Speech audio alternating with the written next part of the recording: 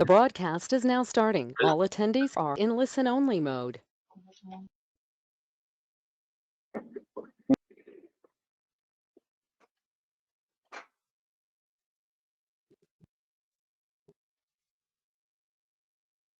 Tout le monde se connecter. Pour l'instant, on a une vingtaine de personnes pour l'instant connectées.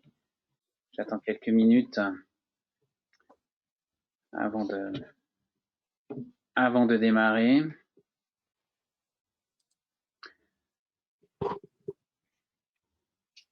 C'est parti, on est d'accord? Allez, en route. Bienvenue à tous dans les désormais réguliers Afterwork de Neighborhood. Alors juste Neighborhood, c'est le premier centre d'innovation au monde, je pense, dédié à la science du réglementaire. Et le but de Neighborhood, c'est d'aider les dirigeants des health tech à bâtir, dérisquer et accélérer leur processus de développement de produits de santé. Donc ça nous permet d'aider vraiment les CEO à identifier les milestones de valeur et de leurs projets afin de bâtir des roadmaps optimisées et innovantes. Et l'idée générale, c'est de mettre en place des stratégies de communication avec les agences réglementaires telles que l'EMA, la FDA et les organismes notifiés afin évidemment de faciliter l'accession au marché.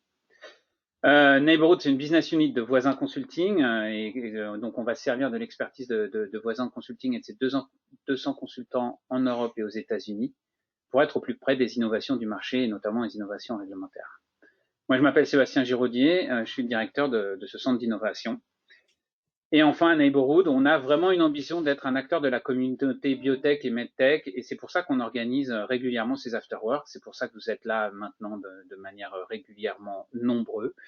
Et on est content d'avoir tout le monde aujourd'hui ce soir. Alors juste quelques petits rappels.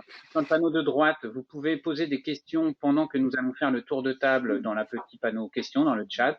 Et puis ensuite, dans la deuxième partie où il y aura vraiment questions-réponses, vous pourrez même poser vos questions directement. Il suffira pour ça d'activer votre micro et vous pourrez nous poser des questions directement. Donc voilà, je vais laisser le soin à Pierre-Louis Germain d'Ulysse Communication, notre partenaire, d'introduire la thématique de ce soir et tous les speakers de ce soir. Merci à vous. Merci Sébastien. Alors la thématique de cette table ronde, je vous la redonne, les États-Unis, horizon de croissance pour les biotech et medtech, pourquoi y aller, comment y réussir. Alors c'est un sujet qui est assez vaste, on va essayer de bien le centrer, bien le cadrer.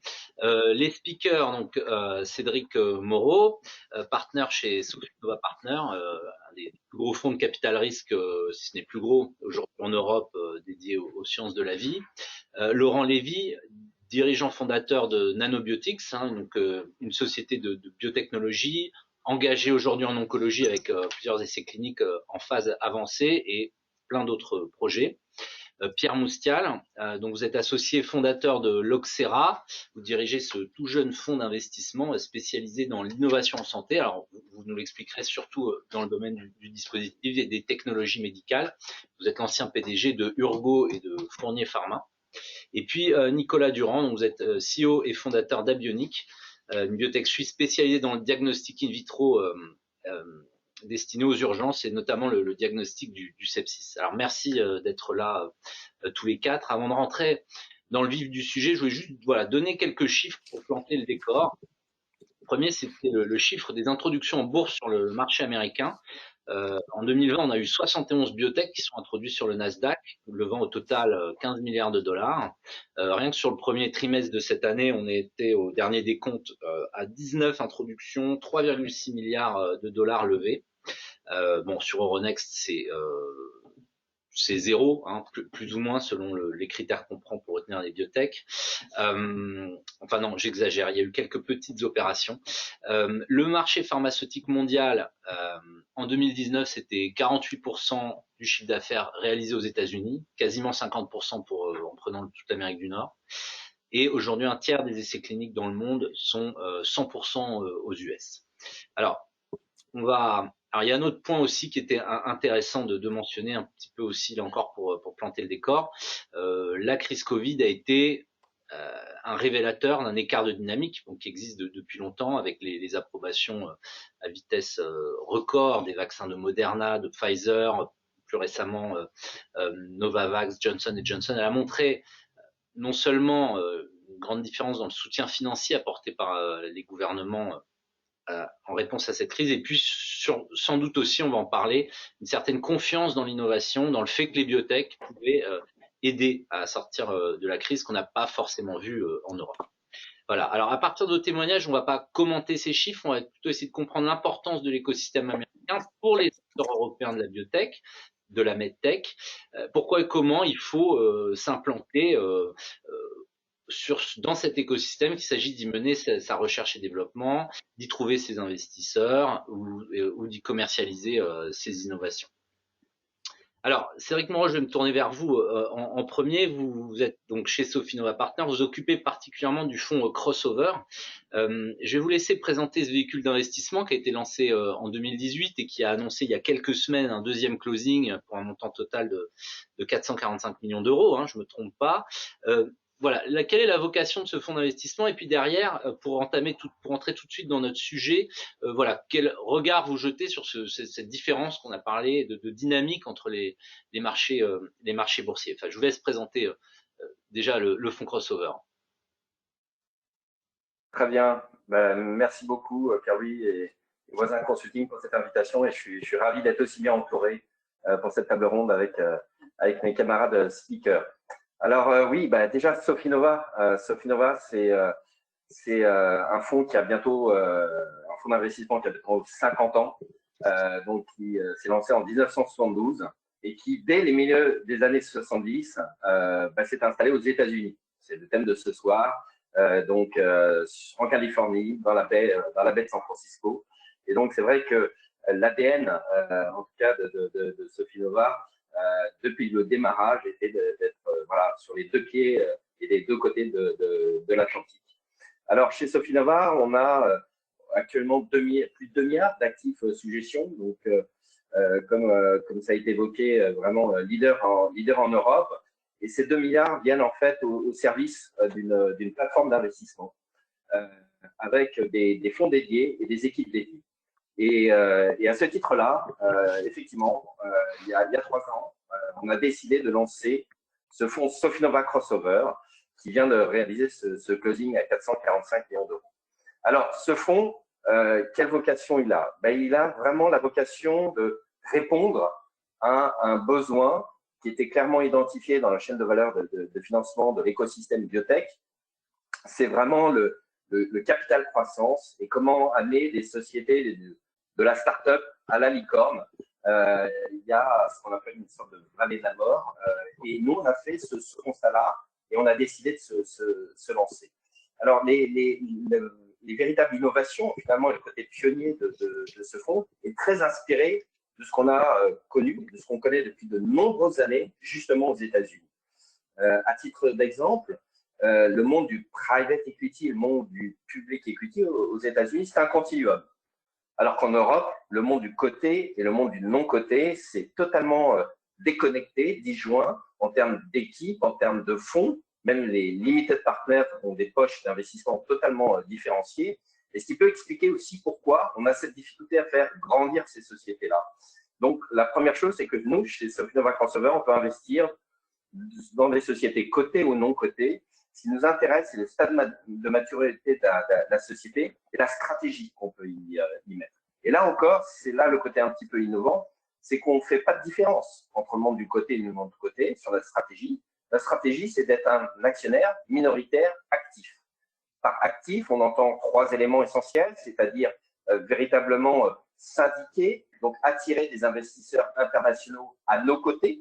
Et on parle des États-Unis, je peux vous dire que tous nos 10 premiers investissements sont systématiquement des investisseurs internationaux qui nous ont rejoints. Deuxième élément, eh bien, c'est d'apporter vraiment de l'expertise. Et donc, on rentre au conseil d'administration, on vient vraiment accompagner nos CEO. Et puis, bien sûr, troisièmement, leverager notre réseau, que ce soit par nos connaissances de banquiers, d'intermédiaires, et puis bien sûr, faire venir des talents au sein de notre entreprise. Donc, voilà un petit peu la façon dont on a monté ce fonds-là. Et aujourd'hui, effectivement, on a une dizaine d'investissements et donc, on est plutôt ravis de contribuer à essayer de faire développer cet écosystème. Alors, c'est intéressant ce que vous dites sur ce continuum. Alors, il y avait ma question, c'est déjà du regard que vous portez sur ce différentiel de dynamique entre voilà, le marché, le compartiment biotech sur le Nasdaq et ce qu'on observe sur Euronext qui est beaucoup moins dynamique, c'est un euphémisme.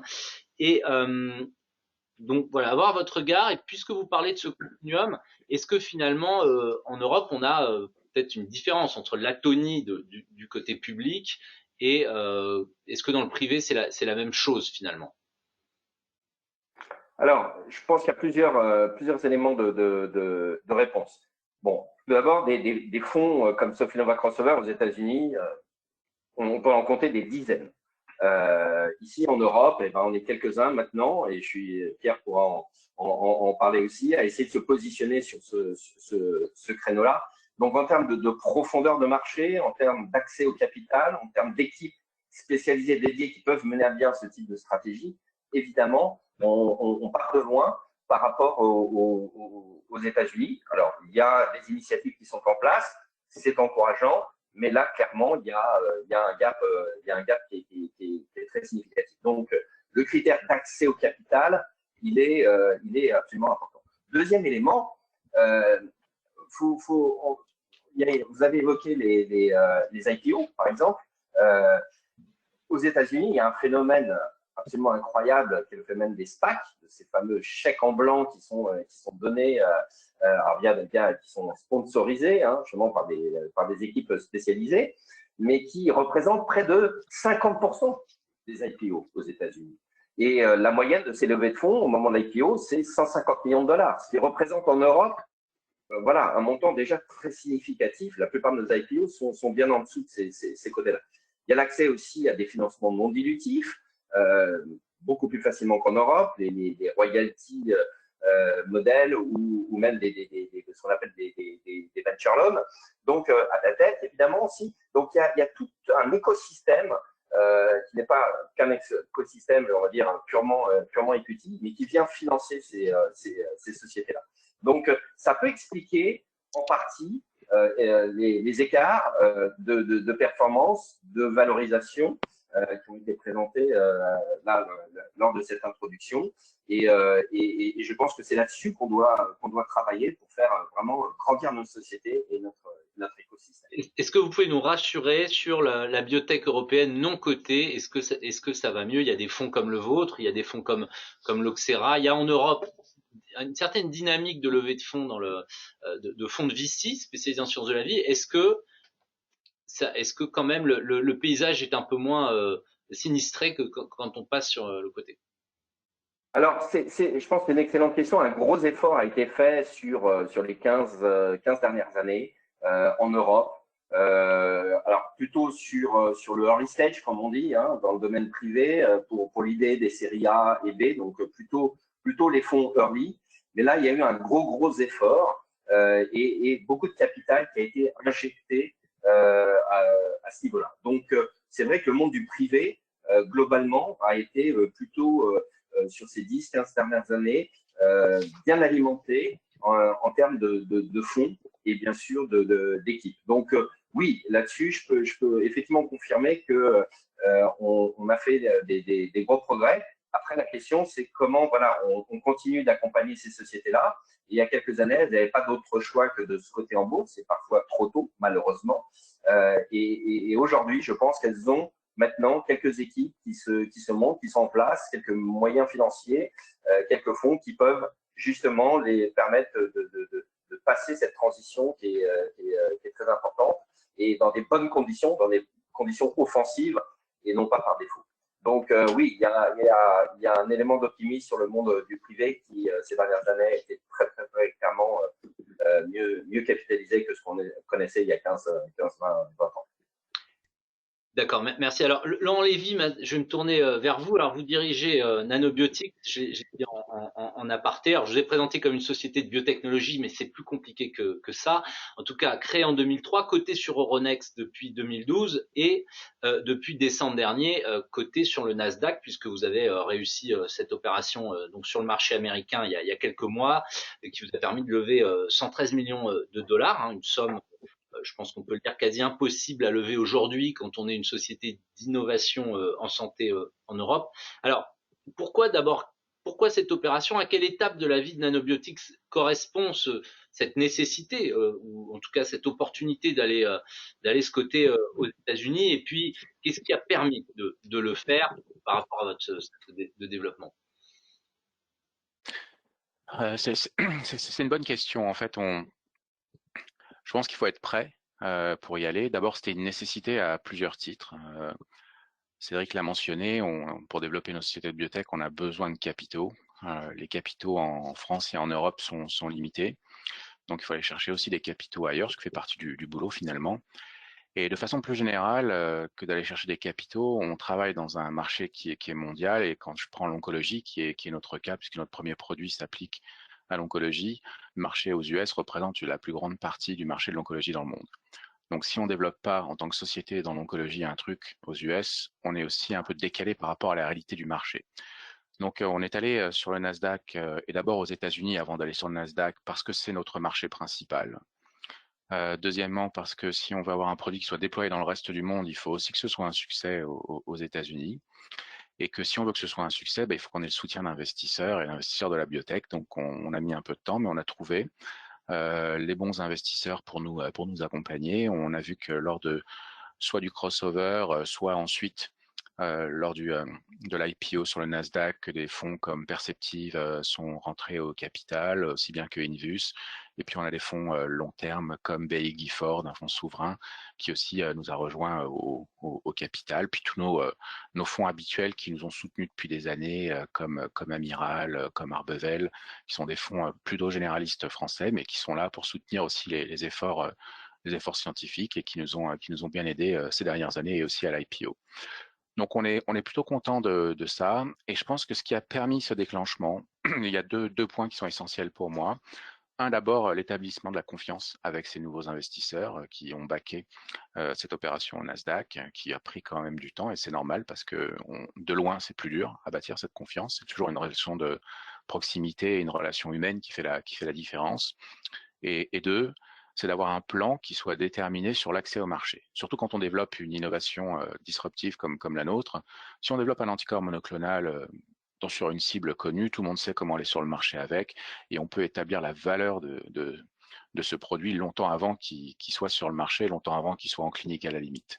Il y a toujours un facteur de risque, mais on peut définir bien en amont la valeur potentielle et le chemin pour y aller. Alors que pour un produit comme le nôtre, qui est quand même une innovation majeure, c'est difficile jusqu'à la fin de savoir quelle sera la valeur de cette innovation, jusqu'au moment où on a un chemin validé par la FDA de phase 3 qui nous permet de se dire, si la phase 3 réussit, on a accès au marché aux États-Unis et on peut prétendre à tel prix de remboursement et on peut prétendre à telle taille de marché et on peut avoir un blockbuster, etc. Et là, on rentre dans un domaine qui est connu puisque l'investisseur pourra faire sa thèse d'investissement en se disant, si j'investis tant d'argent aujourd'hui, je sais combien de temps ça va prendre pour arriver au résultat, je sais quel risque on prend avec le design approuvé par la FDA, et si tout ça marche, je fais mon jackpot. Donc, ces deux points pour nous étaient essentiels, la confiance des investisseurs sur la techno, sur l'équipe, et deux, le point et le chemin de la mise sur le marché défini pour les États-Unis. Un peu lapidaire en vous introduisant, c'est vrai que vous avez une nouvelle technologie, peut-être vous pouvez nous en dire quelques mots d'abord pour les gens qui connaissent pas forcément Nanobiotics et puis qu'on comprenne en quoi là le pathway, le chemin vers le marché est peut-être plus compliqué pour d'autres classes de médicaments qui sont connus. Alors, avant d'introduire ça, le chemin n'est pas plus compliqué, c'est juste qu'au départ, il n'est pas défini. Et on s'aperçoit au final que le chemin, c'est le même que celui d'une drogue, et tout le monde est content avec ça. Maintenant, d'où on vient en disant ça, c'est que nous, on développe des produits qui sont un peu différents du reste, puisqu'on a décidé de faire des produits, des médicaments qui sont ni liés à la chimie, ni liés à la biologie. Pourquoi? Et nous, on travaille avec de la physique, parce qu'on considère que la physique a quand même certains avantages, et notamment la possibilité d'être beaucoup plus universelle qu'une molécule biologique. Et on considère que nos produits, potentiellement, et c'est ce qu'on veut démontrer, pourraient aider des millions de patients chaque année. Donc, quand on regarde les produits de biotech classiques, on est bien loin de ce chiffre quand on regarde le potentiel. Maintenant, pour y aller, il y a beaucoup de boulot à faire. Et nous, ce que l'on fait, c'est qu'on a développé des produits. Et un premier produit, tout d'abord, qui s'attaque au cancer sous l'angle de la radiothérapie.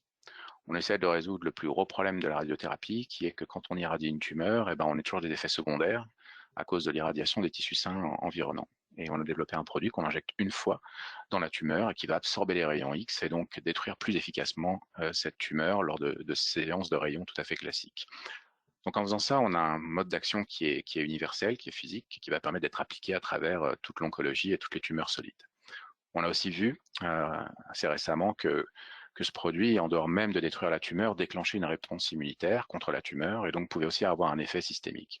Donc on a un produit qui devrait marcher sur un grand nombre de tumeurs et qui pourrait non seulement avoir un effet local, mais un effet systémique pour les patients. Donc on a plein de résultats qui montrent que tout ça est de plus en plus vrai, notamment une phase 3 positive dans le sarcome des tissus mous et une première approbation en Europe sur ce produit. Donc là, aujourd'hui, on passe en phase industrielle de déploiement. Notre objectif est d'aller le plus vite possible, non seulement sur le marché américain, mais aussi européen avec différentes indications, et pourquoi pas en Asie bientôt. Vous avez donné les conditions un petit peu du succès de cette IPO, notamment établir la confiance avec les Américains, puis avoir cette visibilité réglementaire au marché, jusqu'au marché. Est-ce que le fait, avant de vous introduire sur le Nasdaq, vous aviez déjà mis des pieds aux États-Unis dans votre développement clinique, notamment des partenariats? Vous avez un partenariat très important avec le MD Anderson Cancer Center. Est-ce que ce sont des choses qui comptent et dans quelle mesure? Je dirais d'avoir entamé un développement, d'avoir une filiale à Boston, d'avoir placé déjà des jalons outre-Atlantique. C'est critique parce que ça montre qu'on a une volonté réelle de se développer dans ce marché qui est le premier marché, qui est celui que les investisseurs regardent en oncologie en tout cas.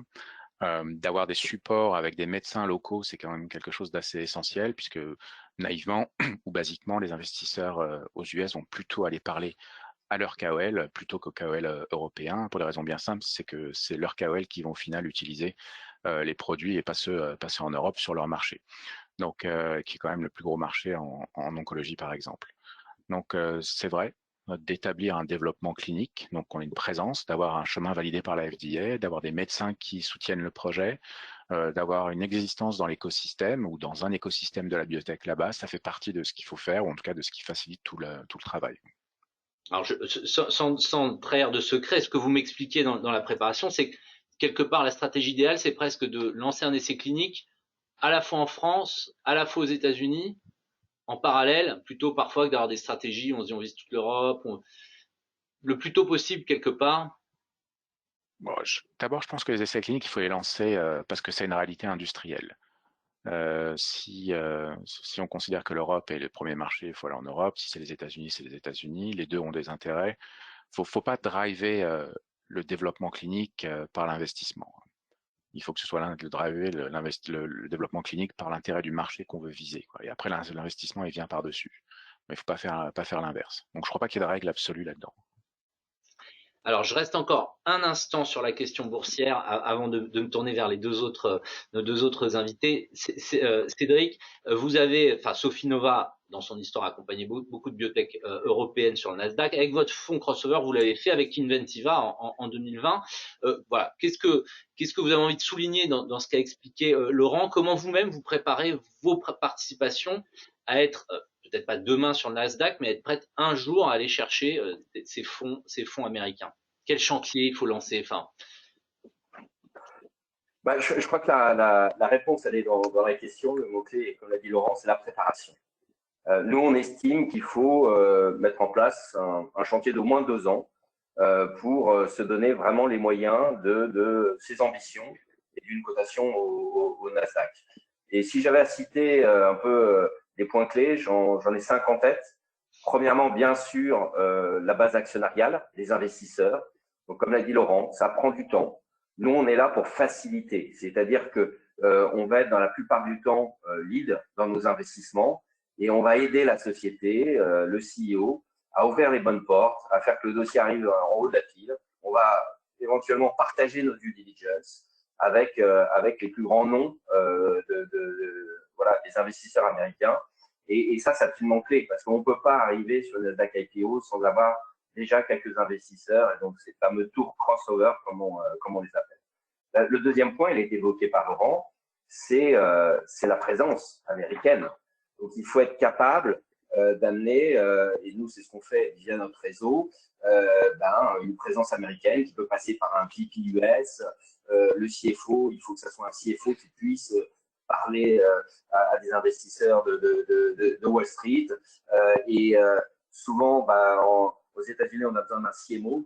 Alors, Laurent a une approche un peu différente, mais dans le médical, il faut vraiment le Chief Medical Officer, alors qu'en Europe, c'est pas nécessaire. Et donc, amener toute cette compétence sur le sol américain, et les essais cliniques ont été mentionnés. Chez Inventiva, quand on a investi il y a 2 ans et demi, étude de phase 2B, il n'y avait pas de bras américain. C'était une étude qui était partie sur des rails 100% européennes. On a pris le risque, mais la décision pour nous qui était justifiée, de mettre plus d'argent sur la table et de pousser la société à ouvrir des centres aux États-Unis. Évidemment, la qualité d'une phase 2B avec ou sans centre américain, ça n'a rien à voir. Troisième point, c'est l'étude historique. Là encore, Laurent l'a dit, il faut avoir une technologie, un projet qui résonne sur le marché américain. Alors, la bonne nouvelle, c'est que le marché américain, c'est le premier marché mondial. Donc, en général, quand même, on arrive à trouver des angles. Mais là encore, il faut trouver la bonne histoire et la bonne façon de la raconter. Quatrième point, moi, qui me paraît aussi important, c'est l'organisation, la structuration de la société. Parce que si on rentre dans le détail, je suis sûr que Laurent a passé un temps fou au niveau de la finance, de l'audit, des reporting, à préparer la société aux standards américains, qui sont sans commune mesure avec nos standards européens, qui coûtent cher d'ailleurs. C'est des gros investissements à mettre, entre guillemets, front. Et ça, il faut savoir le préparer, l'organiser. Et enfin, moi, je terminerai sur le point qui est important, c'est le timing. Donc, il faut ce qu'on appelle un hook, trouver le bon moment, la bonne fenêtre sur des résultats cliniques, sur une publication, et puis que ça soit accompagné d'un news flow bien jalonné, une roadmap qui puisse permettre à la société, effectivement, d'alimenter le news flow et de convaincre que c'est le bon moment pour investir. Donc, voilà un petit peu ce qu'on essaye de faire, nous, au jour le jour, avec nos sociétés, de les préparer. Je ne vais pas dire que c'est la recette miracle, mais en tout cas, comme vous l'avez dit, c'est tout le travail qu'on a fait chez Inventiva, une société qui s'appelle Calimitas, sur laquelle on a fait ce travail-là, une société suédoise, et on espère en avoir plus. Donc, voilà à quoi on s'astreint tous les jours, et je pense que c'est quelques aspects qui doivent résonner auprès de Laurent et Nicolas. Merci Cédric. Alors on va quitter un petit peu l'univers boursier. Je vais me tourner vers vous, Pierre Moustial. Alors merci pour votre patience.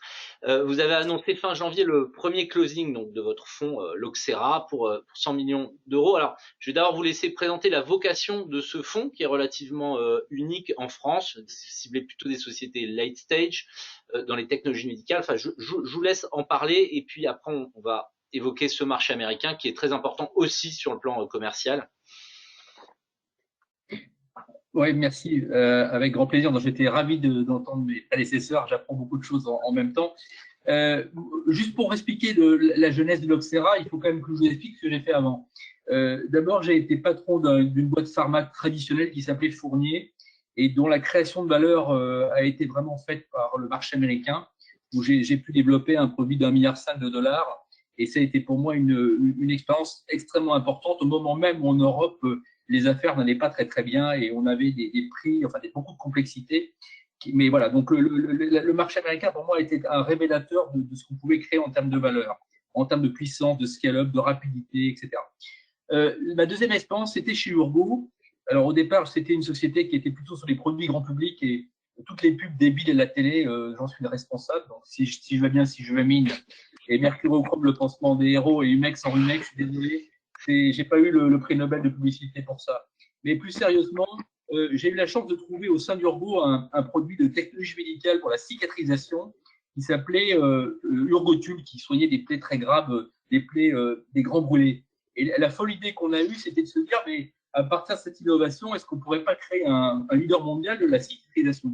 Et l'idée, ça a été de se dire, on va s'attaquer aux plaies chroniques qui sont très dures à cicatriser, en particulier le pied diabétique, vous savez, cette plaie qui conduit malheureusement à l'amputation. Bon, bref, on a lancé un produit qui s'appelle Urbostart. On a fait des études cliniques de classe, on va dire, de classe pharmaceutique, et on a été publié dans Lancet. On a été comme le premier produit au monde à faire une preuve de concept, je dirais, plus qu'une preuve de concept, d'efficacité pour la guérison du pied diabétique. Et quelle n'a pas été ma surprise de voir que finalement, il y avait un grand écart entre la science, la technologie géniale qu'on avait et les premiers résultats commerciaux qui n'ont pas été aussi spectaculaires que je pensais. Et ça a été une leçon pour moi de bien voir qu'il ne faut pas confondre innovation et grande entreprise. Et que l'ADN commercial marketing, ce n'est pas un gros mot, il faut éduquer le marché, il faut investir big time dans la partie marketing et commerce. Et après avoir réalisé ça et trouvé les bonnes personnes pour le faire, on a réussi à faire un très fort développement. On est devenu leader européen. On a enfin pu aussi acheter, j'ai dû acheter 13 sociétés un peu partout dans le monde, notamment aux États-Unis. Là, encore une fois, ça a été le game changer absolu. Et de quasiment zéro, on est passé à 350 millions d'euros en 12 ans. Et surtout, on est devenu le 3e mondial de la cicatrisation. Mais bref, là, j'ai voulu créer en fait une association qui s'appelait MedTech in France parce que je me suis dit, ce que j'ai vécu chez Urgo en termes de parcours du combattant, le remboursement, la complexité, etc., l'accès au marché, etc., pourquoi pas, je dirais, réunir des très belles MedTech françaises et puis partager tout ça. Donc, j'ai créé MedTech in France et c'est là où j'ai découvert en fait qu'on avait, au-delà des problèmes de remboursement où j'ai fait beaucoup de lobbying et j'ai fini par avoir un espèce de fast track dans le domaine des medical devices, j'ai réalisé en fait une statistique qui était incroyable, c'est que dans notre métier de la medtech et de la health-tech, en France et en Europe, on crée 3 fois plus d'innovation que les Américains. 3 fois plus d'innovation que les Américains par million d'habitants, mais il y a 7 fois moins de financement sur les séries, on va dire, après la série C. Donc, en gros, sur le growth. 7 fois moins pour 3 fois plus. Comme disent les Américains, the mass don't work. Ils le disent avec un meilleur accent, quoi. Mais bon, donc, bref, j'ai dit, attends, mais là, il y a une opportunité incroyable de créer un fonds d'investissement qui va être dans la health tech, donc on va dire medtech et digital santé, pour faire vraiment une stratégie de pure growth. On ne peut pas faire de life stage. On considère qu'il y a des très, très bons fonds. Sophie Nova en a un très bon exemple. Et moi, je n'avais pas non plus la compétence. On va vraiment se concentrer sur le scale-up commercial. Donc, j'ai créé une société de gestion il y a 1 an et j'ai essayé de trouver 2 angles. Premier angle qui était très important pour moi, c'était d'avoir l'angle américain. Donc, je me suis associé avec 2 Américains, un pur investisseur de San Francisco avec un track record dans la health tech, côté non côté, et là, je rejoins beaucoup le point de Cédric de tout à l'heure et j'explique après. Un autre Américain qui est plutôt médecin, entrepreneur qui a créé une très très belle entreprise en Europe dans le domaine de l'obésité, medical device également. Et finalement, je trouvais qu'ils avaient un profil complémentaire. Je cherchais à avoir d'un côté des opérationnels, j'étais de ce côté de la force, mon autre est également, et mon 3e cofondateur, lui, est pur investisseur. Et deuxièmement, avoir un angle américain et également un angle français et européen. Donc voilà, donc l'Oxera, on a créé en fait 2 fonds d'investissement. Le premier dans le non-côté qui s'appelle l'Oxera Gross One, qui est pure player de la health tech, donc medtech digital et pure player du growth. Donc on investit uniquement sur les sociétés qui sont au stade commercial et on apporte au-delà du financement, gros problème dans la medtech, on pourra en parler, bien sûr, une expérience opérationnelle sur le plan marketing, sur le plan acquisition, sur le plan commercial et sur le plan de comment on craque un marché américain qui est quand même très compétitif et très, très compliqué. Et on a créé un 2e fonds qui lui investit uniquement dans des health tech cotés. Et là, en fait, je suis obligé de dire qu'aujourd'hui, 100%, c'est les États-Unis. On investit dans des Smiths américaines, donc sociétés entre 500 millions de capitalisation et 3 milliards. C'est des Smiths au sens américain du terme. Ça serait déjà pas mal en Europe. Et c'est des sociétés également commercial stage, où on fait que des paris sur la création de valeur et vraiment le développement commercial, pas vraiment de paris sur les études cliniques. Et là, cette stratégie-là, elle est purement américaine, espérant qu'un jour, on aura la capacité de faire la même chose en Europe. Alors, on va rester sur sur la stratégie d'amener des sociétés américaines sur le scale-up. Quelle est la recette? Alors, la question est vaste, vous allez sourire, mais quelle est la recette d'un succès sur le marché US? Alors là, cette fois, quand on a un produit commercial ou près ou proche du marché, et que tirez-vous en fait de votre expérience Urgo notamment pour accompagner vos participations quand elles contemplent ce marché et ses perspectives? Alors, je dirais, je reprends l'expression des Américains que j'aime bien, mais sur ce marché, you don't play to play, you play to win. You play to win. On bricole pas.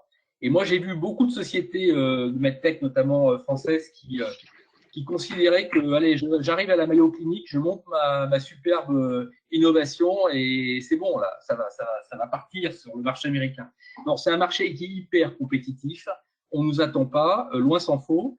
Il y a des critères de succès, en tout cas dans notre métier, qui est un critère qui est très important. La qualité de l'innovation médicale n'est pas suffisante. La money line est hyper importante et c'est totalement sous-estimé. C'est totalement sous-estimé. La plupart dans par exemple, le métier du wound care, les providers, c'est beaucoup de sociétés possédées par des fonds d'investissement. Donc, si vous arrivez avec une meilleure innovation médicale, mais qu'elle est moins rentable à l'utilisation, il faut appeler un chat, mais c'est même pas la peine. Vous n'allez jamais réussir à lancer le produit. Et donc, toutes ces petites, je dirais, idiosyncrasies du marché, il faut vraiment les comprendre. Je pense qu'il faut passer du temps sur place. Il faut avoir une partie de son équipe aux États-Unis. Il faut apprendre, faire du scouting pendant peut-être 1 an, 2 ans. Et puis surtout, il faut avoir le courage, et je dis bien le courage, d'embaucher des gens qui vont être très chers, qui vont être quelquefois 2 fois, 3 fois le prix de nos reps en Europe ou de notre country manager en Europe. Mais franchement, si on ne se donne pas les moyens de réussir, on n'a aucune chance de gagner. Et donc, il faut avoir ce courage. Mais bien sûr, ce courage, c'est facile à dire. Il faut être aussi bien financé. Moi, j'ai eu la chance chez Urgo d'être bien financé. Et puis, troisième peut-être idée, j'ai tenté 3 modèles aux États-Unis. Il y en a 2 qui ont marché, un qui n'a pas marché. J'ai eu le pur accord commercial copromotion avec Abbott quand j'étais chez Fournier. Donc, la force de vente d'Abbott en copromotion avec ma propre force de vente. Ça marchait plutôt bien parce que c'était un marché du cholestérol avec plein de, je dirais, de call points. Il fallait couvrir le marché américain avec au moins 2000, 3000 vendeurs, 4000 vendeurs. J'étais face à Pfizer, fallait pas bricoler. Donc là, ça a bien marché. Chez Urgo, j'ai tenté dans un premier temps un truc qui n'a pas bien fonctionné. J'ai fait une joint venture avec Hollister, qui était une société dans l'ostomie. Problème de gouvernance, problème de accountability du résultat, etc. Enfin, c'était vraiment pas la bonne solution. Et finalement, ce qui a vraiment très, très bien marché, c'est une acquisition, pas spectaculaire. J'ai acheté une petite société au Texas qui faisait 15 millions de dollars de revenus, mais une machine de guerre commerciale, des produits pas exceptionnels, good enough, mais vraiment des vendeurs. Et du coup, j'ai utilisé cette plateforme. J'ai d'abord gardé le fondateur qui était génial. Il a gardé 15%, mais il pouvait doubler en fait l'argent qu'il avait fait sur les 85. Et je me suis servi de cette plateforme comme vraiment un cheval de Troie, une plateforme commerciale pour lancer les propres innovations. Et on a pu, 15 millions de dollars. 5 ans après, c'était 100 millions de dollars. Donc, c'était une recette qui a bien fonctionné. Il n'y a pas de gérabilité, mais c'est quelques expériences que j'ai vécues et qui ont fonctionné. Une condition, être bien financé quand même. Hein. Ouais, il faut avoir des bons fonds. Je pense que maintenant, bon, je découvre un peu ce nouveau métier, mais je pense que la qualité du syndicat me semble très importante. C'est ce qu'on essaie de faire chez l'Oxera. Maintenant qu'on a fait 3 deals pour l'instant, et à chaque fois, on essaie d'avoir des très bons fonds européens et aussi d'avoir quand même au moins 1 ou 2 très, très bons fonds américains. Ça apporte quand même des choses en professionnalisme, en profondeur de marché, en image de la boutique. Donc, je pense que c'est aussi un élément important. Merci Pierre Moustial. Alors, Nicolas Durand, je me tourne vers vous.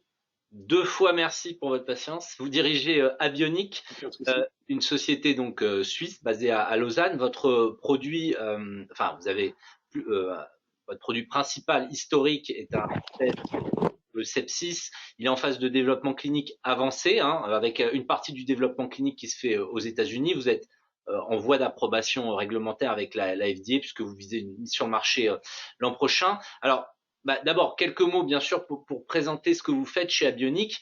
Et puis, peut-être, quel obstacle avez-vous dû franchir pour vous approcher aussi près du marché américain?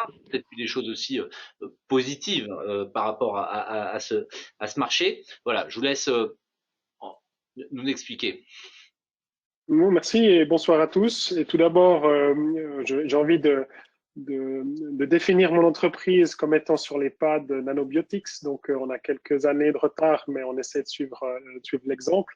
Et puis, je voulais aussi soulever le plaisir que j'ai à rencontrer la personne qui a inventé le slogan « Si je vais bien, c'est je vais bien », parce que c'est même arrivé sur les télévisions suisses, vous voyez, et puis ça a participé à forger ma jeunesse, j'adorais cette publicité.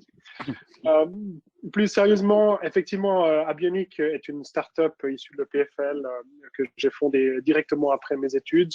On est une start-up biotech et depuis ma tendre enfance, je rêvais de faire une start-up un petit peu à l'image de celle qu'on voit de la Silicon Valley. Évidemment, je me suis dit, on va quand même essayer de la faire localement. Et puis, la Suisse est un endroit qui est connu quand même pour abriter un certain nombre de riches particuliers. On a tout de même essayé d'attirer un certain nombre de fonds. Et puis, on a, je dirais, en Europe, la chance d'avoir quand même une multitude de petits fonds early stage, comme on en a parlé déjà. Donc, on en a profité. Et puis, on a surtout été financé de mon entreprise par ce qu'on appelle des high net worth individuals, donc des personnes privées, mais assez riches. Dans le diagnostic in vitro immunologique, on est un peu les parents pauvres du domaine médical. Hein, c'est-à-dire que on ne fait pas rêver la plupart des fonds VC qui financent de la croissance pour des raisons assez faciles à comprendre. C'est que le potentiel de retour sur investissement est quand même beaucoup plus faible que dans certaines biotech, même si le risque est quand même beaucoup plus faible aussi au départ. Et c'est vrai qu'on a quand même réussi à lever au total jusqu'à présent à peu près 70 millions d'euros, ce qui est pas mal pour dire que c'est quasiment exclusivement avec des particuliers. Maintenant, c'est vrai que si je fais juste une première perspective, un premier parallèle avec les États-Unis, le pendant d'Abionic, c'est Theranos, pour ceux qui ont entendu parler de l'histoire, qui est une start-up américaine qui avait levé un milliard de dollars américains pour faire à peu près la même chose que nous. Simplement, ils l'ont fait sur une promesse marketing extraordinaire. Et c'est là que je rejoins aussi ce qu'a dit mon prédécesseur. Il y a une capacité chez les Américains à promulguer un message extraordinaire qui fait que la plupart du temps, la perception est beaucoup plus positive. Et nous, on était le pendant suisse où, au contraire, on a essayé de construire la technologie pas à pas, de manière solide, avec des produits de qualité. Hein. On parle de nanotechnologie, on fabrique nos dispositifs en salle blanche, on les prouvé, on est cliniquement, on a fait des dizaines d'études cliniques pour montrer que ça fonctionnait. Mais c'est vrai qu'on a de la peine on va dire, à sortir de notre zone de confort en termes de communication et puis à essayer vraiment de promulguer un message qui nous mettrait sur d'autres orbites. Évidemment, les États-Unis, ça reste un marché extraordinaire pour nous et incontournable. Juste pour donner quelques chiffres, on estime que d'ici 5 ans, le marché de l'in vitro diagnostic, ce sera à peu près 100 milliards de dollars. L'Europe, en gros, c'est à peu près un cinquième, c'est à peu près 20 milliards de cette somme, et les États-Unis aussi. Alors, on peut se dire, bon, pourquoi est-ce qu'on mettrait beaucoup d'efforts pour les États-Unis si finalement on a un marché qui est similaire en Europe? Il faut aussi voir que l'Europe, c'est un patchwork de systèmes réglementaires différents et que pour chaque pays dans lequel vous allez vouloir aller distribuer vos produits, vous allez devoir respecter les règles locales. Alors, de nouveau, juste pour illustrer un petit peu la complexité, nous, avec notre point of care, on a la possibilité en Suisse que n'importe qui l'utilise. Donc, on vend dans les pharmacies, on aurait la possibilité, si des particuliers voulaient faire du diagnostic, ils pourraient acheter la machine, ils auraient le droit de l'utiliser. En France, si vous n'êtes pas biologiste de formation, vous n'avez simplement pas le droit d'utiliser un appareil, un dispositif médical qui prélève une goutte de sang. Donc là aussi, un médecin dans son propre cabinet n'a pas le droit d'utiliser notre appareil et on doit s'adapter pour un marché plutôt orienté sur les laboratoires d'analyse. Si vous allez en Italie, c'est encore différent. Si vous allez en Angleterre, c'est encore différent. L'avantage avec les États-Unis, c'est qu'une fois que vous avez passé la barrière réglementaire de la FDA, vous avez quand même une uniformité sur ce marché américain qui est quand même gigantesque. Alors, c'est vrai que dans notre cas, on a déjà un test qui est enregistré auprès de la FDA. Maintenant, notre test principal, qui est donc un prédicateur de sepsis, qui permet de mesurer une septicémie entre 24 et 72 heures plus tôt que ce qui se fait actuellement, donc c'est extrêmement intéressant, a beaucoup excité la FDA quand on a parlé avec eux dans des pre-sub-meetings. Maintenant, c'est clair qu'on a fait toute une étude en Europe qui nous a coûté à peu près 20 millions de francs suisses dans 14 centres en Italie, en France, en Angleterre et en Italie, en France, en Angleterre et en Suisse, qui nous a permis de valider notre technologie de manière absolument convaincante. Mais la FDA a dit oui, mais il faut refaire la même étude sur des citoyens américains parce que on a besoin de valider le fait qu'il n'y ait pas de différence avec nos citoyens. Là, je laisserai chacun juge des raisons pour lesquelles ce système est fait de cette manière, mais c'est vrai que pour nous, ça veut dire refaire et remettre en place des études cliniques similaires, ce qu'on a démarré dans le courant de l'année passée, auprès de plusieurs centres assez renommés, mais qui ont tous été stoppés à cause du Covid, parce que nos tests cliniques se font dans des unités de soins intensifs. Et le Covid a tout à coup donné une nouvelle priorité à tous ces centres qui ont malheureusement décidé de mettre ça en pause. Mais on a bon espoir que les études reprennent et puis qu'effectivement on puisse déposer un dossier complet d'ici la fin de l'année. Après, et je finirai là-dessus parce que je constate que je suis un petit peu long, mais ce qui était intéressant aussi, c'est que les États-Unis ont quand même des fast tracks, c'est-à-dire qu'ils ont quand même la possibilité d'accélérer l'adoption d'innovations, notamment avec leur Emergency Use Authorization, qui est un protocole sur lequel on peut appliquer, qui est beaucoup plus simple que les 510K ou les PMA qu'on a l'habitude de faire, et qu'on ne retrouve pas vraiment en Europe, sous une forme similaire. Donc, on a appliqué pour ce type de choses, et puis on attend une réponse que j'espère dans les prochains jours, et que surtout que j'espère positive. Je voudrais juste rebondir, vous parliez du marketing, vous parliez des fonds levés par Theranos dans cette espèce de catastrophe industrielle. Est-ce que les concurrents américains, vos concurrents américains, se battent avec les mêmes armes que vous? Non, évidemment pas, parce que quand vous levez plusieurs centaines de millions de dollars ou quand vous levez quelques dizaines de millions d'euros, on ne peut pas dire qu'on se bat à armes égales. Maintenant, je dirais, on se bat avec l'environnement qu'on a choisi. Et je pense que c'est aussi peut-être un enseignement et une conclusion qu'on tire de notre côté. Notre présence aux États-Unis, on l'a faite, on va dire, peut-être un peu tardivement. Et de nouveau, je crois que si vous voulez construire une belle histoire, comme c'est le cas de Nanobiotics avec une IPO à Nasdaq, vous devez avoir une vraie histoire américaine. Et cette histoire américaine, elle se prépare très tôt. Maintenant, de nouveau, on est toujours plus malin après coup.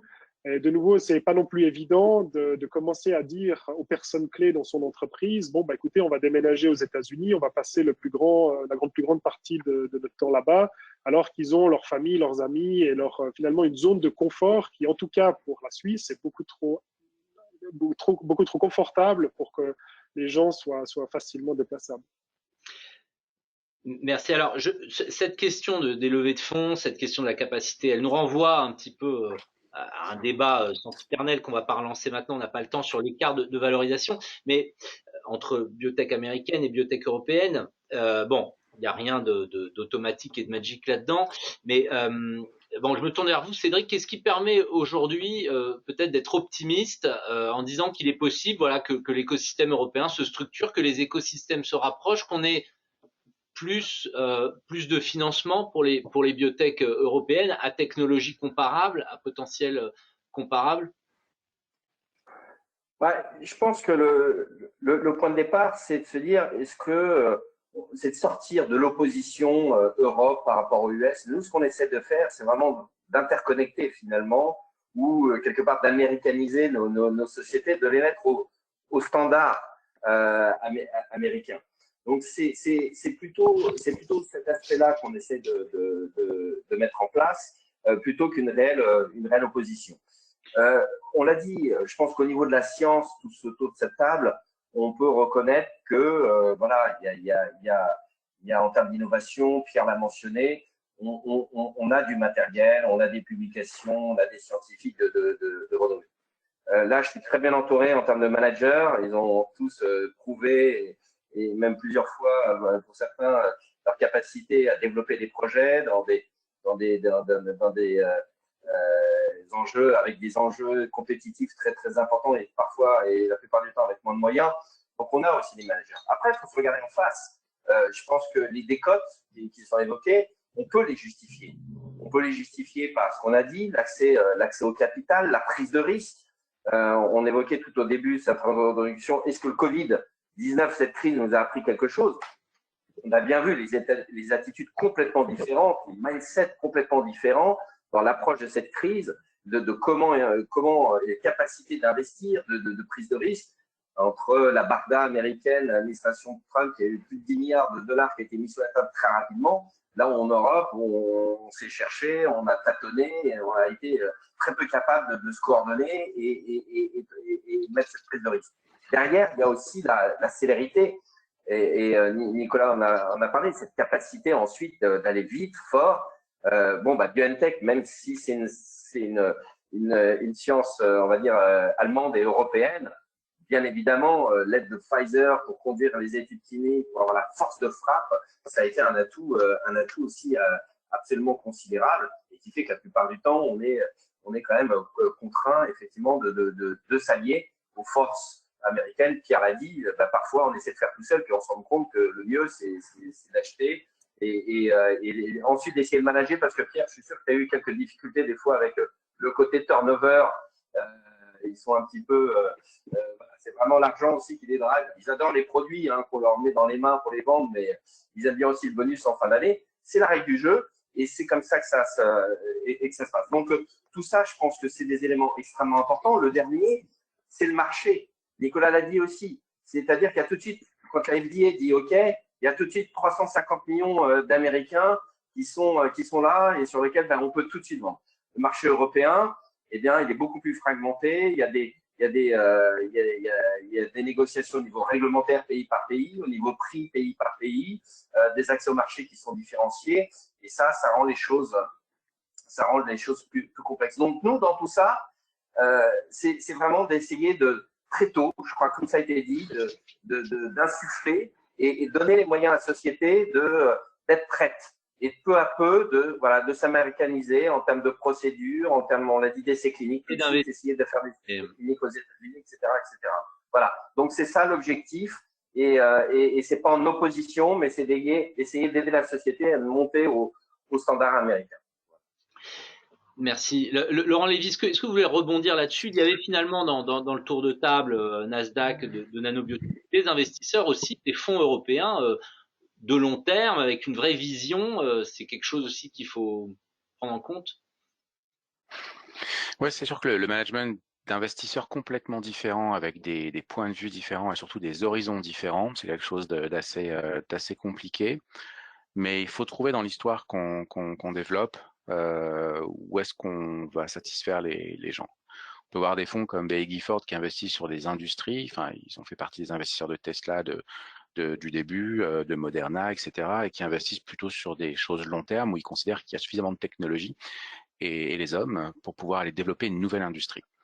Et donc, eux, ils regardent non seulement nos produits d'aujourd'hui, mais ils regardent ce qu'on est en train de faire dans nos brevets, les produits de demain, etc. Donc ça, c'est une typologie d'investisseurs qui parie sur le futur. Il y en a ceux qui vont regarder la prochaine news pour savoir s'ils vont faire un plus 10% dans les 3 mois qui viennent. D'autres qui se disent, je vise le prochain enregistrement à la FDA puisque c'est là que je fais ma culbute dans mon business model. Donc, il y a aussi cette notion de manager cette multitude d'investisseurs, parce que quand on est coté, on choisit pas tout à fait qui on veut aussi.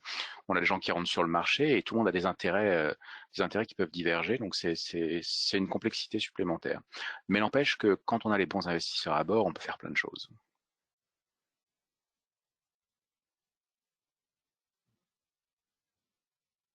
Vous m'entendez? Non. D'accord. Alors, on va prendre une question parce que l'heure tourne. Il y a quelques questions qui ont été.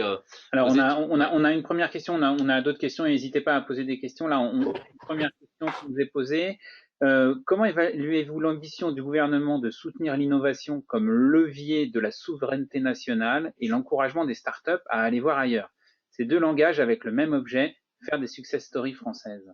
Donc, en fait, cette ambivalence entre pouvoir être soutenu par des gouvernements et la volonté évidemment de faire des exits ailleurs. Alors, ça fait écho à quelque chose que vous me disiez, Pierre, quand on a préparé cette table ronde. Vous avez dit que cette crise elle a provoqué une prise de conscience, peut-être en France, en Europe, que nos systèmes de santé n'étaient peut-être pas les meilleurs du monde comme on le pensait. Alors, vous avez entendu cette question, je ne sais pas si vous avez envie de donner des éléments, mais peut-être aussi pour rebondir sur cette idée que la crise pourrait être un déclencheur d'une… Ouais. Alors, premier constat, la grande le grand génie français et européen, c'est d'appuyer sur le frein et l'accélérateur en même temps. Alors qu'aux États-Unis, ils appuient sur l'accélérateur uniquement. Je suis un tout petit peu caricatural. On est capable en même temps de nous mettre du crédit impôt recherche, des subventions, des écoles d'ingénieurs géniales, des chercheurs, des médecins fantastiques, et en même temps, comme dirait l'autre, de vous casser les pieds par des procédures incroyables pour obtenir des remboursements, d'avoir des négociations avec le CEPS à des prix qui ne sont pas du tout des prix européens, je ne parle pas des prix américains, bien sûr, et puis 3 ans après, avec des clauses de revoyure en permanence, en fait, vous capez et gérer finalement l'innovation par la pénurie. Donc, ça fonctionne pas. Ça fonctionne pas. Et au même moment où l'administration américaine est en train de, tout à l'heure, Nicolas parlait d'un système très performant. Dans le medical device, il y a maintenant le Breakthrough Designation Programme, où on met en parallèle l'enregistrement FDA et le remboursement. Vous imaginez l'autoroute que ça crée en termes de vitesse d'accès au marché, qui est quand même très important. Alors, moi, ce que je vois avec cette crise, et pour l'instant, je n'ai pas encore vu la France totalement se réveiller, mais vous savez, vous vous rappelez l'effet Spoutnik, quand les Américains ont vu que les Russes avaient envoyé voilà, un cosmonaute dans l'espace, ben, ils se sont mis comme des fous à vouloir rattraper le retard et ils ont été sur la Lune. Est-ce qu'on aura l'effet Spoutnik? J'espère qu'on aura l'effet Spoutnik. Pour l'instant, ce que je vois en Europe, je regarde le digital, qui est un secteur qui m'intéresse pas mal. J'ai été bluffé par, depuis quelques 9 mois, ce qui a été fait en Angleterre, en Allemagne et en Belgique. Ils ont mis en place des systèmes de remboursement pour, par exemple, le digital thérapeutique, toutes les applications digitales, qui sont vraiment très performantes. La NHS met des programmes pratiquement dans toutes les maladies chroniques. L'Allemagne a créé un code qu'on appelle le DIGA, qui est un code spécifique pour les outils, les applications digitales pour l'adhérence, l'observance de certaines pathologies, etc. Et la Belgique est en train de faire pareil. Pour l'instant, je ne vois pas la France bouger, mais voilà, j'espère simplement qu'il y aura cet effet Spoutnik et qu'on finira par le faire comme l'on fait toujours en France, hein, sous l'aune des crises et j'irai sous la pression des événements.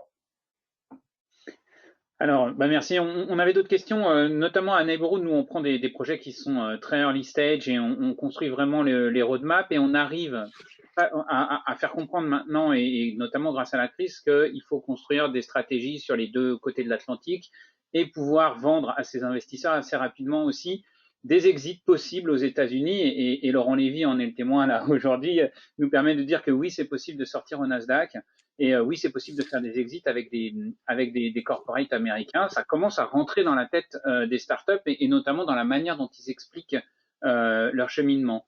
Mais la question qui vient de se poser, vous venez rapidement de se dire, peut-être il faut venir s'installer aux États-Unis, faire des études cliniques aux États-Unis. Mais là où c'est beaucoup moins clair, c'est l'equity story.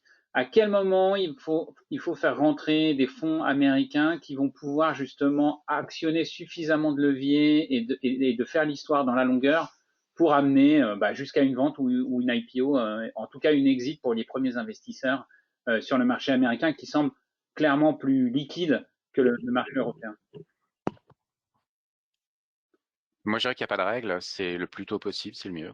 Le plus tôt possible. Et ouais, il n'y a pas de raison. Enfin, encore une fois, ça dépend vraiment de ce qu'on développe. Si ce sont des choses qui sont déjà préétablies, avec des comparatifs, etc., c'est beaucoup plus simple pour l'investisseur de faire son idée. Et si on développe un MeToo de ce qui se fait aux États-Unis, on doit pouvoir positionner une certaine valorisation et un investisseur qui est déjà sur ce marché doit pouvoir faire un pari. D'ailleurs, il y a beaucoup d'IPO qui se sont faits sur ce modèle-là, c'est qu'il y avait déjà un compétiteur aux États-Unis. La sous-valorisation sur Euronext a créé un appétit pour ces boîtes-là et il y a quelques IPO qui se sont faits, même si derrière, c'est pas tout à fait passé comme ce qu'on avait imaginé. Ça, c'est un premier point. Maintenant, ce qui est difficile, c'est en étant société privée d'aller faire des investissements avec des investisseurs qui sont très loin. C'est assez difficile. C'est pas impossible, mais c'est difficile en général parce que, comme on disait tout à l'heure, ce qui est important, c'est la confiance qu'on va tisser avec ses board members, avec ses investisseurs. Et quand on est à 6000 km, c'est un peu complexe. C'est pas impossible, mais complexe. Donc, encore une fois, je ne crois pas qu'il y ait des règles absolues dans tout ce qu'on fait. Mais il y a des spécificités qui sont liées à chaque société qui doivent être exploitées. Et en tout cas, la seule règle que j'ai trouvée qui est assez vraie partout, tout le temps, quel que soit le stade de développement, quelles que soient les options, c'est vraiment de créer des contacts le plus tôt possible avec tout l'écosystème, de part et d'autre de l'Atlantique. ça mange pas de pain d'aller discuter, d'aller parler, d'aller se faire connaître, etc. Et c'est nécessaire. Ouais, d'aller implanter un hub dans des places connues comme Los Angeles ou Boston, c'est vrai que c'est des endroits importants. Alors, ça me permet de rebondir sur une question qu'on vient de recevoir aussi. Est-ce qu'il est nécessaire que l'équipe dirigeante et notamment justement le CFO soit basé aux US pour lancer des IPO au Nasdaq? Si je peux répondre, je pense qu'en tout cas, il est important. C'est pas forcément, encore une fois, le CFO, le CMO. Enfin, il est important que dans l'équipe managériale, y compris au board, dans l'équipe de gouvernance, il y ait effectivement des gens qui soient reconnus aux États-Unis, qui ont du réseau. Et ça, moi, ça me paraît absolument nécessaire. On travaille beaucoup sur ces aspects-là dans les sociétés de notre portefeuille. Donc, l'idée, c'est pas de tout changer, c'est pas d'américaniser par principe, mais c'est évidemment de mettre des petites touches qui permettent d'être crédible quand on se présente au marché. Et puis, je reviens sur le point de Laurent, je suis complètement d'accord avec lui. Il n'y a pas de downside à très tôt aller s'exposer. Et c'est comme ça qu'on a construit la confiance. C'est en allant faire un meeting, en disant, voilà ce que je compte faire dans les 6 prochains mois, où j'en suis, revenir 6 mois après et dire ce qu'on a fait, ce qu'on a bien fait, ce qu'on n'a pas bien fait ou ce qu'on a eu plus de difficultés à faire et continuer cette relation. Et puis nous, on est là effectivement pour essayer d'accélérer cette confiance en étant un petit peu un garant, en disant, nous on est Sofinova, moi Laurent, ça fait X années que je le connais, je vois son parcours, j'ai fait une due diligence de 3 mois. Bon, on se connaît bien, on a fait d'autres investissements ensemble. Je te conseille vraiment de regarder ce dossier-là. Et puis, l'idée, c'est d'arriver dans 1 an, 2 ans sur le Nasdaq. Et ça serait super de vous avoir à côté de la table pour nous aider à faire ça. Donc, je pense que l'idée, c'est d'accélérer toute cette mutation. Et une fois de plus, c'est pas de tout changer, mais de mettre les petites touches qui permettent cette mutation. Donc justement, ça me permet aussi de rebondir sur une des questions. Sofinova, quand il fait des investissements, on va dire en early stage, en série A, est-ce que vraiment c'est une volonté et ça fait partie de la culture d'aller activer des réseaux et des contacts pour faire un autre tour avec une syndication américaine? Complètement. Et je peux vous dire qu'aujourd'hui, plus que jamais, pourquoi? Parce qu'il y a tellement d'argent dans le système. Je peux vous dire que même des fois, ils ont du mal à tout dépenser sur le marché domestique. Nous, j'ai en tête là quelques séries A qu'on vient de réaliser, des sociétés qu'on a vraiment cidées et créées et sur lesquelles on a fait une levée de 80 millions avec que des fonds internationaux et d'ailleurs des crossovers qui se positionnent de plus en plus tôt. Alors ça aussi, c'est un autre phénomène, c'est qu'il y a tellement de plus en plus de concurrence, parce que je crois qu'il faut en parler aussi. C'est-à-dire que, bien sûr, il y a beaucoup d'argent, veut dire aussi beaucoup de concurrence pour les bons actifs. Eh bien, on voit venir des gens, d'ailleurs, on parle beaucoup des États-Unis aujourd'hui, mais il y a aussi beaucoup d'Asiatiques et notamment de Chinois, et qui viennent très tôt dans les tours, et pour des montants importants. Les séries A à 3 chiffres aujourd'hui, c'est plus quelque chose d'exceptionnel. C'est quelque chose qui se font, mais en partie avec effectivement très tôt des investisseurs internationaux. Donc oui, je vous le confirme. Et c'est plutôt une tendance qui est en train de se renforcer. Très bien. Oui, on avait une dernière question, mais qui était plus une remarque en disant que effectivement l'accès au marché américain qui était via la FDA était une unique voie d'interaction. Mais après, il y avait peut-être plus de difficultés avec les assureurs privés et les interactions avec la multiplicité des assureurs privés américains. Je ne sais pas si c'est beaucoup plus compliqué que sur l'Europe dans ce cas-là, et la comparaison en fait entre le marché européen et américain sur cette partie-là. En tout cas, je me souviens, on en avait parlé, Pierre Moustial, la nécessité d'avoir des études de marché très très fouillées et de pas négliger la dimension market access et business plan. Ouais, je dirais, moi, dans les deux tentatives que j'ai fait chez Onco, la première, on avait totalement sous-estimé ça. Et vraiment bien comprendre quel est le parcours patient, le parcours de remboursement, Vous allez dans un hôpital, selon que vous travaillez pour Goldman Sachs ou General Electric ou pour une autre société, il y a 17 prix de remboursement différents. C'est pour vous donner l'idée de la complexité du système. Et donc, je pense que, en tout cas, dans la medtech et les technologies médicales, c'est une bonne recommandation, c'est d'avoir vraiment d'abord une étude préalable très précise et investir beaucoup d'argent pour avoir la bonne qualité et pas faire l'étude de marché à 2 balles, je dirais, avec le premier stagiaire qu'on a sous la main. C'est très bien pour défricher, mais quand même après, quand on investit de l'argent, il faut y aller avec un peu plus de certitude.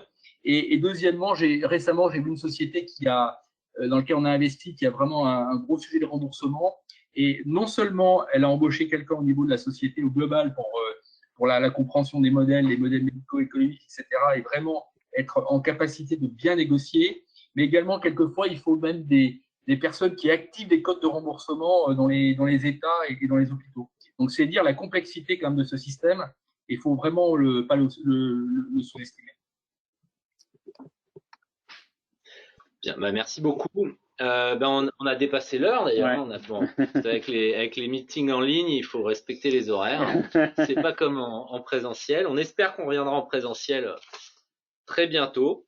Merci à tous, merci à vous quatre, merci à tous ceux qui ont assisté à cette table ronde qu'on retrouvera en ligne. Et merci encore, très bonne soirée et puis à très bientôt, j'espère en vrai. J'espère en vrai. Alors évidemment là, les événements, on essaye de les organiser et toujours d'animer de manière régulière. Donc je pense il y aura sûrement et si vous suivez notre LinkedIn, vous abonnez au LinkedIn de Neighborhood, vous verrez l'annonce de notre prochain événement qui tournera sûrement autour du sujet de ces investisseurs qui amènent un peu plus que de l'argent et voir un petit peu comment on travaille avec dans ce nouvel environnement où désormais un investisseur doit amener un peu plus que de l'argent. Donc je vous souhaite à très bientôt et j'espère en vrai la prochaine fois. Merci beaucoup. Merci, bonne soirée. Au revoir. Bonne soirée à tous. Merci. Merci.